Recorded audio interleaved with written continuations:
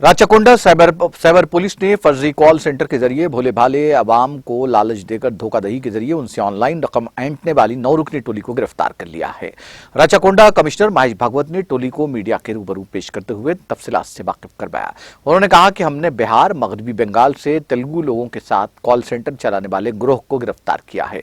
यह गिरोह कोलकाता में एक फर्जी कॉल सेंटर चला रहा था। हमने मरकजी मुलजिम उत्तम कुमार और 8 दीगर को गिरफ्तार कर लिया है। 2017 से उत्तम कुमार एम रमेश के साथ सेंटर चला रहा था। यह गैंग उन कॉमर्स वेबसाइट्स पर सामान खरीदने वाले लोगों को टारगेट करके धोखा दे रही थी।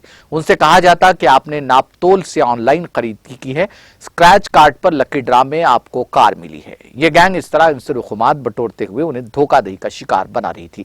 इब्राहिमपट्टनम के किशोर को भी नापतोल के नाम पर धोखा दिया गया, जिसके बाद उसने पुलिस में शिकायत की और उसकी शिकायत पर तहकीकात को आगे बढ़ाया गया और टोली गिरफ्तार हुई। पुलिस ने उनके कब्जे से धोखाधड़ी के वारदात के लिए इस्तेमाल किए जाने वाले सेल फोन्स, लैपटॉप्स और दीगर साजो सामान के अलावा कुछ नकद रकम भी जब्त की। राजेश कुमार के नेतृत्व में यहाँ पे जो चल रहा है तेलंगाना में, इनके ने बहुत अच्छी मदद की।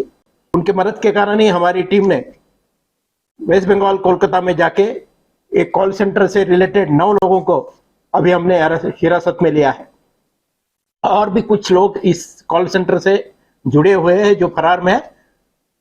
इन लोगों के खिलाफ अभी पूरे देश में तकरीबन 116 एफआईआर दर्ज है करके अभी हमें जानकारी मिली है। इनके साथी जो अभी अब्सकॉन्डिंग है उनको भी पक्का हम अरेस्ट करेंगे। लोगों को हमारी एक ही गुजारिश है कि कोई भी आपको कोई इस तरह से कॉल सेंटर से अपने कुछ चीज खरीदने के बाद आपको कुछ फ्री में मिल रहा है, इस तरह से कोई अगर आपको मैसेज दे रहे, उसके हैंडलिंग के लिए, ट्रांसपोर्टिंग के लिए, उसके जीएसटी पेमेंट के लिए ऐसे कुछ अमाउंट मांग रहे, तो आप उसके ऊपर यकीन कर सकते हो।